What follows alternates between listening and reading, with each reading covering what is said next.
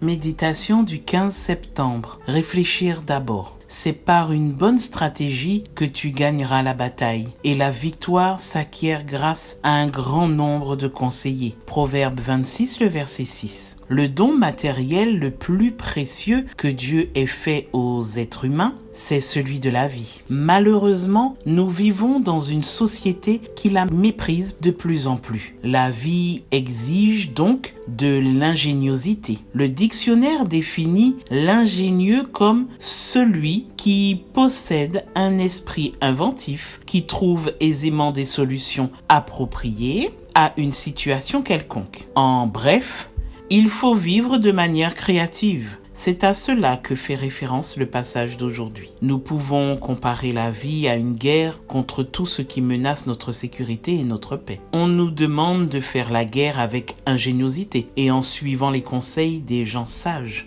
C'est le moyen de ne pas être disqualifié à la fin de notre vie sur la terre. Il y a peu, j'ai lu cette histoire fictive, mais dont l'application est très intéressante. Un homme mourut subitement. Vit Dieu s'approcher avec une valise et lui dire « Mon enfant, il est temps de partir. » Déjà, s'étonna l'homme, mais j'avais encore beaucoup de projets. Et que portes-tu dans cette valise ? Ce sont tes biens, lui répondit Dieu. Mes biens ? C'est-à-dire mes affaires, mes vêtements et mon argent ? Non, ceux-là ne t'ont jamais appartenu, car ils appartenaient à la vie. Ce sont alors mes souvenirs ? Ils ne t'appartenaient pas non plus, car ils appartenaient au temps. Amènes-tu donc ma famille et mes amis ? Je suis désolé, mais eux non plus ne t'ont jamais appartenu. Ils faisaient partie du chemin. Est-ce mon corps ? Non, il ne t'a jamais appartenu. Il était poussière et est retourné à la poussière. Est-ce alors mon âme que tu apportes ? Non, tu n'en as jamais eu. Tu étais une âme et elle n'était pas à toi non plus, mais à moi. Alors donc l'homme prit peur et arracha la valise des mains de Dieu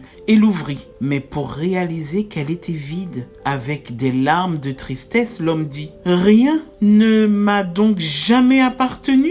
En effet, tu n'as jamais rien eu et tu as en même temps tout eu à la fois. Car chacun des moments que tu as vécus a été à toi et à toi seul. C'est bien sûr une simple histoire qui circule sur Internet, mais la vérité est que la vie est faite de moments, chacun différent des autres. Aujourd'hui, Dieu te dit, tant que tu as la vie, vis pleinement, vis-la maintenant, avec moi. N'oublie pas d'être heureux et rappelle-toi que cette vie est une préparation pour l'éternité. Comme l'a écrit le psalmiste, enseigne-nous à bien compter nos jours, afin que nous appliquions notre cœur à la sagesse. Psaume 92, le verset 10. Excellente journée à toi et que Dieu te bénisse. À demain si Dieu veut.